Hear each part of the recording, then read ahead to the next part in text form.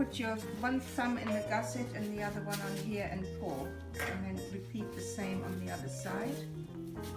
Just straighten them out. And then the important thing is the bottom bit. There's a seam here and that needs to lie flat, this seam. And then fold them in half. Okay, then if you've got a mat and these gadgets, you can do 5, one on top of each other like so. And I do mine in different colors, so these are my blue ones. And then we'll cut off the bottom part, about 1/4 inch, just so that the seam cuts off.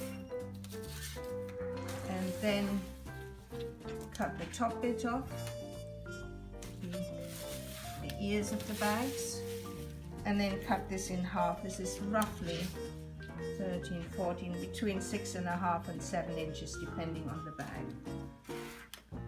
And that's what you need to weave, and so you end up with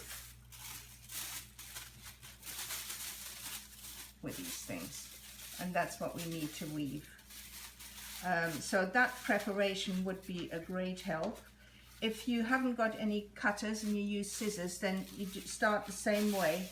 Then fold your bag in half again, and then cut off the bottom bit, the gusset, the seam. Cut off the top bit, fold in half,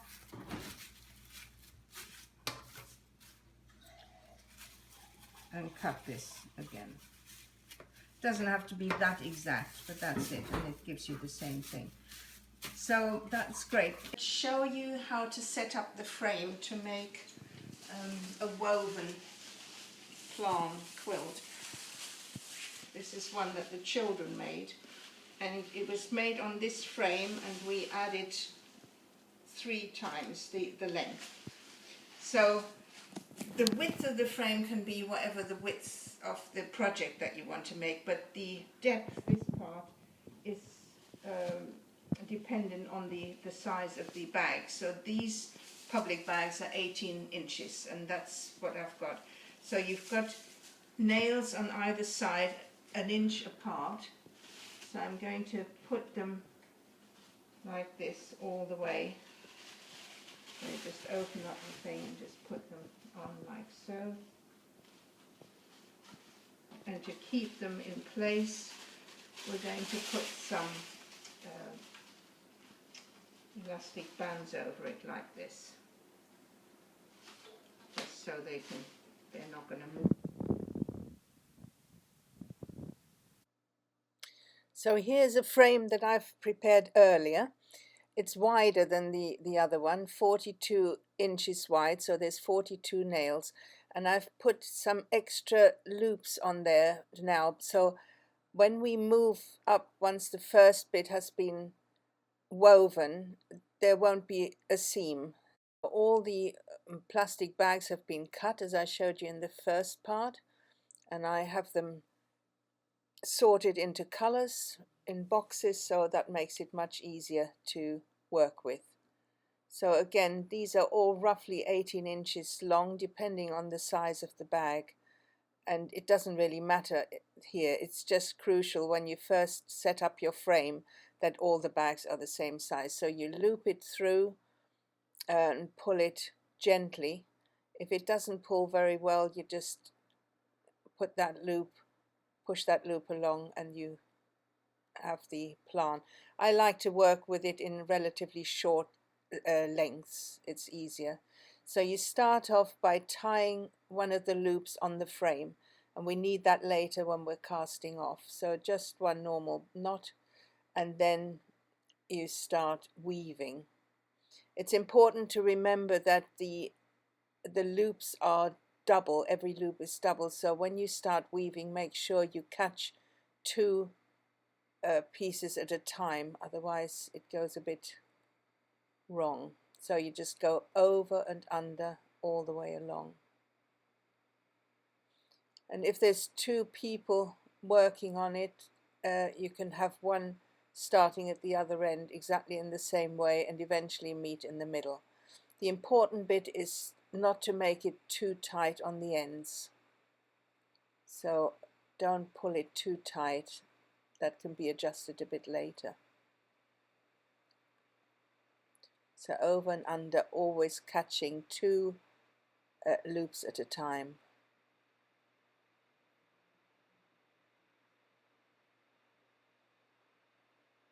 And every so often pull it. Put your thumb in the loop so it doesn't pull too tight. They can be relatively loose. Eventually, yes, otherwise we'll have this hourglass shape, which we don't want. Eventually the sides will just be crocheted along, and those loops will be caught. So if they're slightly different sizes, it won't matter. It won't show at the end project or the end product.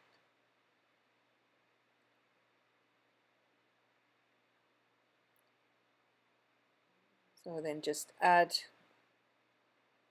pieces of plastic loops as you go along. You can see it's easier to do it with short tails rather than dragging a great big long piece through all the time.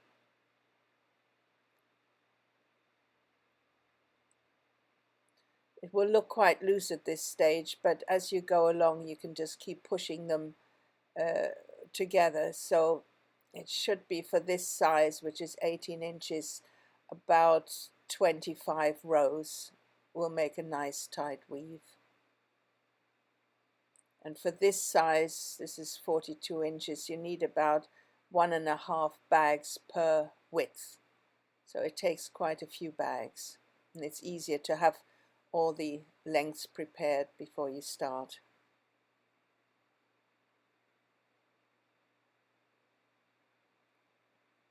Again, pull through, put your thumb in the loop on the other end so it doesn't get too tight.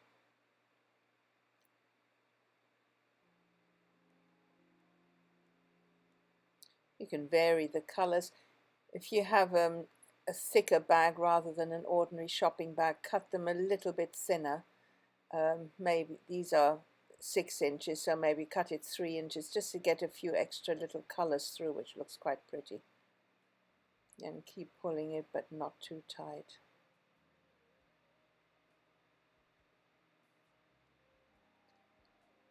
Even once it's off the frame, you can add extra lengths in if it's not tight enough.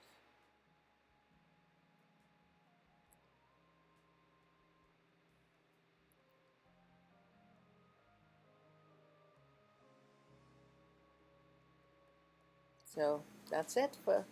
This is a mat the little primary children wove for me, but you can see the problem.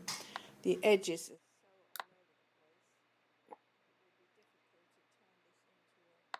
are a square, but we'll probably can rescue it, and it might be good for a baby because it's quite small. We're making these mats to give to the homeless refugees in Europe to lie on, because they have nothing. They are sleeping in appalling conditions, and these mats are quite warm, they're light, you can even have them as a cover. They won't rot, they won't get damp, so they're perfect for that. And you can see they didn't always go over under in this one. We can put something in between to make it over under, but it's a lot of extra work, so it's easier if you get it right in the first place. This is the first mat that the children wove, and we pieced 3 together of the from the smaller frames, and you can see the seam, it's a bit messy, it doesn't work so well. We did 3 together, so that gives us about a 52 inch long mat, which is good for a youngish child. And the edges are done in a crochet. For that, the bags are cut into 3-inch widths with a big number 13 crochet hook to just neaten it all up. This mat, we use the same frame, but it's only 2 of them long, and I use the method that I will show you now for the longer ones, and you can't really see the joint. But we joined them together on the side, so these are 2 wide and 2 long. And again, the lengthwise seam is a bit messy. It's okay, but it's not as wonderful as I would have liked. So really, it's easier to build a frame the width of the mat that you want to weave, and then just add on the lengths as you need them, 3 or 4 lengths.